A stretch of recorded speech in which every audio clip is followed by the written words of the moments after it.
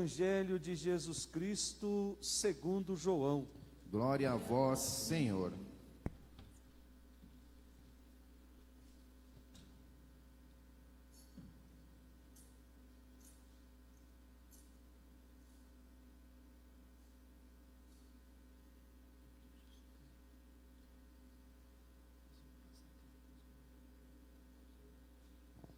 Naquele tempo, muitos dos discípulos de Jesus que o escutaram disseram: esta palavra é dura, quem consegue escutá-la?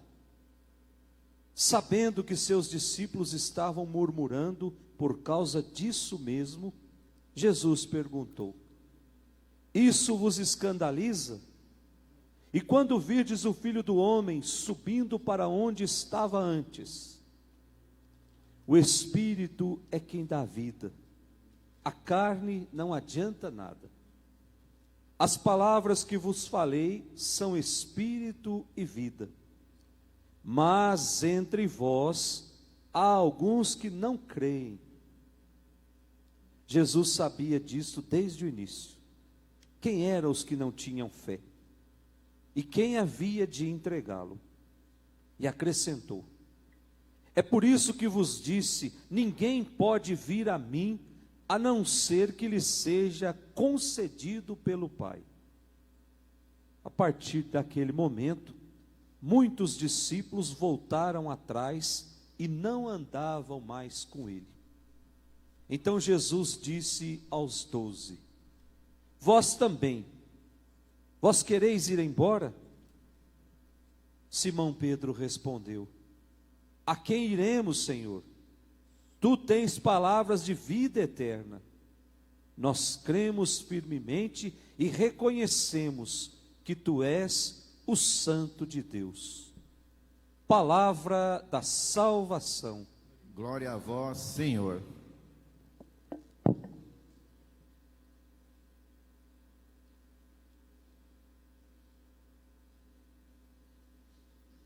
Que as palavras do Santo Evangelho perdoem os nossos pecados. Amém. Amém. Podemos sentar.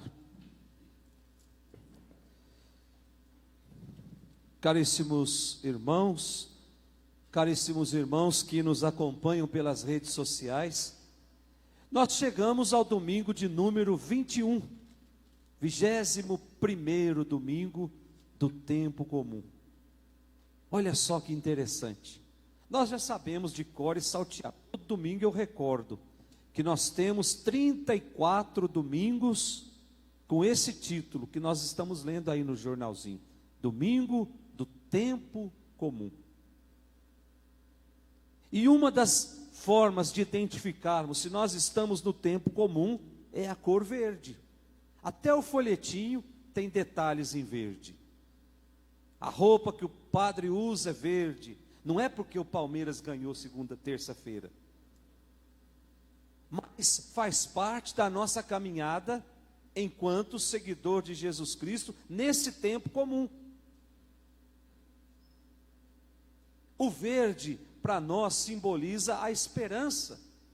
Estamos caminhando na esperança, mas o verde também é algo que ainda não está totalmente maduro. Assim é o nosso relacionamento com Deus.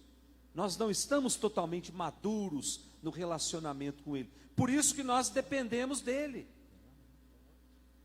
O dia que nós estivermos totalmente maduros na nossa intimidade com Ele, aí essa terra vai ficar pequena para nós. Aí vai ser a hora de voltar lá para o abraço do Pai. E neste final de semana, as leituras vem nos falar de opções, e ao mesmo tempo vem nos advertir que nós podemos gastar a nossa vida inteira correndo atrás de coisas passageiras, correndo atrás de coisas efêmeras, que não nos garantem uma realização plena, que não nos garante uma felicidade verdadeira. A nossa busca deve ser uma busca por algo que vai nos satisfazer por inteiro. E nós vamos compreender isso nessas 3 leituras. Olha lá a primeira leitura, tirada lá do livro de Josué, capítulo 24, Antigo Testamento. O livro de Josué, gente, foi escrito mais ou menos 1200 anos antes de Cristo. E se nós lermos o livro inteiro, nós vamos perceber que tem ali uma visão muito simplória da ocupação da terra de Canaã. Que as 12 tribos, unidas sob a liderança de Josué, faziam constantes expedições militares e iam conquistando povos, e iam conquistando terras, e iam se apoderando dessas terras. E isso sem nenhuma resistência de quem era conquistado. E mais, esse território conquistado estava nas mãos dos cananeus, por isso que se chama terra de Canaã. Só que não foi bem assim que aconteceu. Quando nós lemos o livro dos Juízes, o capítulo 1, o capítulo 13, o capítulo 17, nós vamos perceber que esta conquista aconteceu sim, mas de forma muito lenta e de forma muito difícil. E não foi obra de um povo só, sobre uma única liderança. As tribos começaram a fazer guerras isoladas. Portanto, o livro de Josué, que nós lemos nessa primeira leitura, não pode ser lido como se fosse um livro de história. Livro de história tem obrigação científica. Livro de história não pode contar mentira, porque senão fica desacreditado. Então o livro de Josué não é um livro de história, é um livro de catequese, que pretende colocar em evidência a atuação de Deus ao longo de toda a história do seu povo. Portanto, é um livro que vai nos fazer crescer na fé. E nessa primeira leitura, nós encontramos já Josué no finalzinho da sua vida.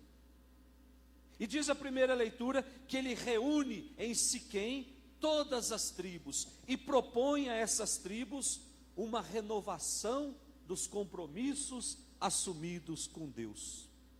Então Josué diz assim para as tribos: olha, gente, escolham hoje a quem vocês querem servir. Porque eu e a minha casa, eu, a minha esposa, eu e os meus filhos, nós vamos servir o Senhor. Nós serviremos o Senhor. E qual foi a resposta do povo? Foi a mesma. Também queriam servir o Senhor, mas não por uma imposição, mas por reconhecer que fizeram a experiência do encontro com Deus e sabem que sem Deus não vão ser capazes de encontrar felicidade. A quem você quer servir? Hoje nós somos tentados a servir tantos outros deuses. Hoje nós somos tentados a correr atrás do dinheiro. Não é um mal. Ter uma certa quantia de dinheiro não é pecado. O pecado está em quando eu transformo essa busca numa obsessão. Eu esqueço de viver os meus relacionamentos familiares, eu esqueço de Deus. A minha vida inteira vai ser buscar dinheiro, buscar fama, buscar curtidas no Facebook. Gasta a vida inteira buscando isso, e vai se criando um vazio existencial dentro de si, que depois nada consegue preencher. A igreja nunca foi contra buscar dinheiro, ou até mesmo uma posição, mas desde que isso não seja absolutizado. Eu preciso ter tempo para Deus, eu preciso ter tempo para minha família, eu preciso ter tempo para os meus amigos. Quando eu coloco a busca pelo ter, pelo poder e pelo ser acima da busca por Deus, certamente eu vou caminhar por uma infelicidade a vida toda. Hoje nós somos tentados a isso, a buscar dinheiro, a buscar fama, a buscar o corpo perfeito, a buscar a opinião positiva dos outros. Por esse caminho, nós sabemos que nós vamos nos distanciando do caminho do amor, nós vamos nos distanciando do caminho da partilha, do caminho do serviço, do caminho da vida verdadeira. E isso serve para nós padres também. Será que nós estamos conduzindo o povo somente por belas palavras? Somente por shows? Somente por espetáculos? E depois, no dia a dia, a nossa vida revela que nós somos tudo ao contrário. Por isso é preciso olhar o exemplo de Josué, de sermos voz de Deus numa sociedade que cada vez mais não tem voz. Numa sociedade que cada vez mais vai deixando de lado os pobres, os pequenos. A nossa segunda leitura foi tirada lá da carta de São Paulo aos Efésios, não é isso que está aí? Capítulo 5, versículos de 21 até o 32. São Paulo, quando escreve essa carta, é lá pelo ano 60 depois de Cristo. São Paulo está preso. Nós sabemos que São Paulo foi preso várias vezes por anunciar o Cristo verdadeiro. E agora Paulo está preso e escreve para essa comunidade de Éfeso, por isso carta aos Efésios. E vem fazer um convite a vivermos os compromissos assumidos no dia do nosso batismo. E no texto que nós lemos na segunda leitura de hoje, Paulo apresenta algumas normas que devem reger as relações familiares. E como é que Paulo começa? Começa a carta dizendo assim: sede solícitos, sede submissos uns para com os outros. Ô gente, vamos entender bem uma coisa: ser submisso ao outro não é ser escravo do outro. A tradução de submissão, se nós olharmos, certamente nós vamos encontrar alguém superior, eu me submeto a alguém superior. E aí quando Paulo diz, mulheres, sejam submissas aos vossos maridos, aí as feministas piram. Essa submissão que o São Paulo está dizendo, é uma submissão de serviço, é uma submissão de amor, não é uma submissão de escravidão ou qualquer coisa parecida. Até porque São Paulo vai pedir para os maridos uma coisa maior ainda. Maridos, amem as vossas esposas, versículo 25 da nossa segunda leitura. Mas não amem de qualquer jeito, amem como Cristo amou a sua igreja, ou seja, um amor generoso, um amor total, um amor despojado de qualquer atitude egoísta, amor cheio de bondade. E aí ele fala, no finalzinho da segunda leitura, aquele trecho que nós lemos em todo casamento.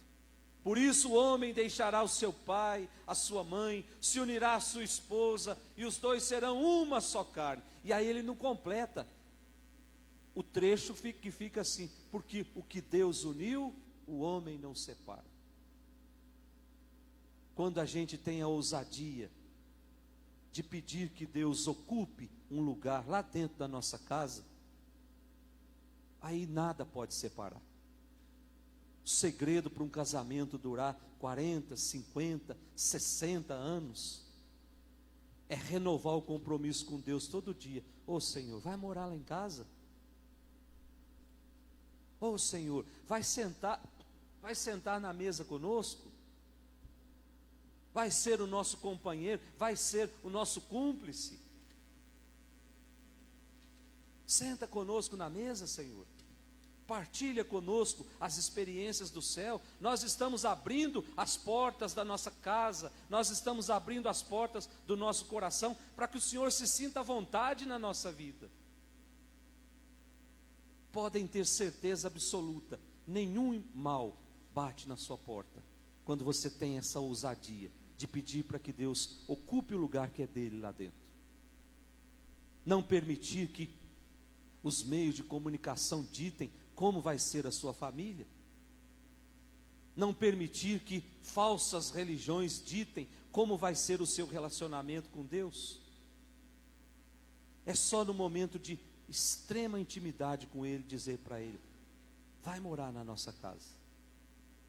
Ocupa aquele lugar que sempre foi teu e que o mundo fez com que eu colocasse outra coisa no lugar. E por fim, o nosso evangelho de hoje, o evangelho de São João, capítulo 6, 60 e 69. Finalzinho do evangelho de São João. Capítulo 6, agora nós já sabemos. Se alguém perguntar do que se trata o capítulo 6 do evangelho de São João, nós vamos saber que fala que Jesus é apresentado como sendo o pão da vida. O capítulo 6 inteiro fala disso.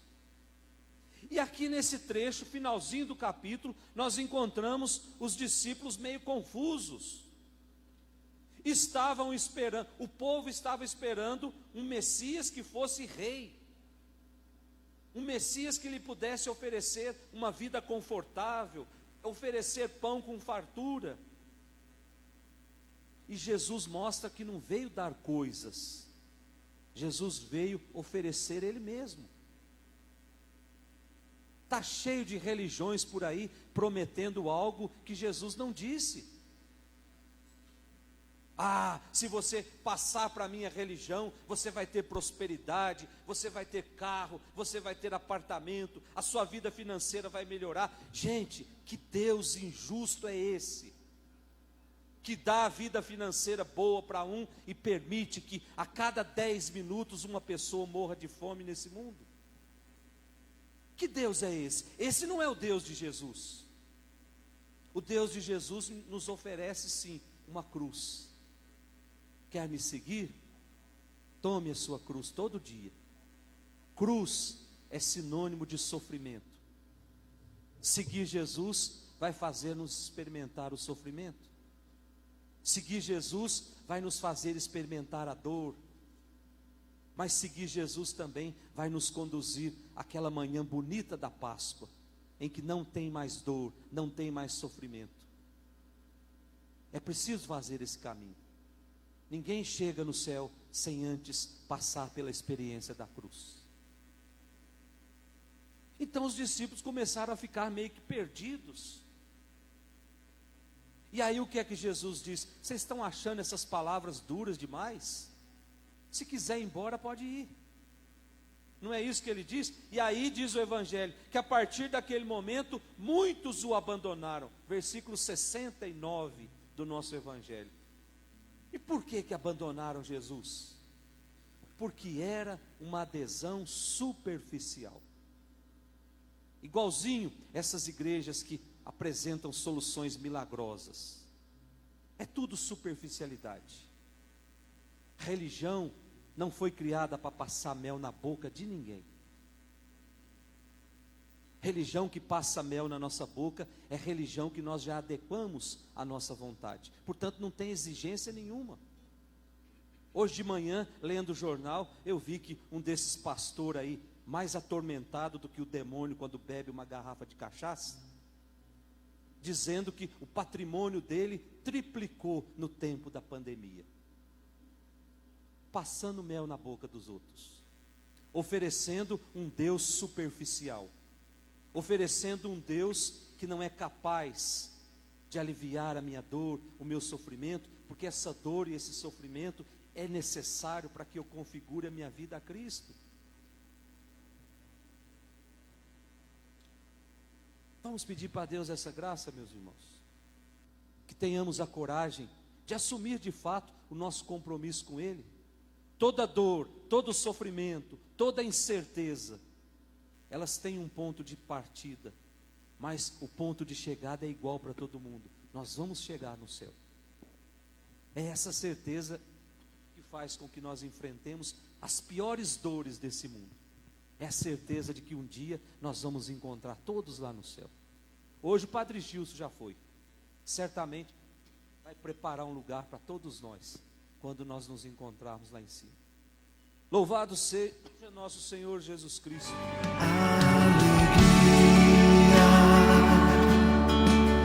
Brota nos corações pela salvação,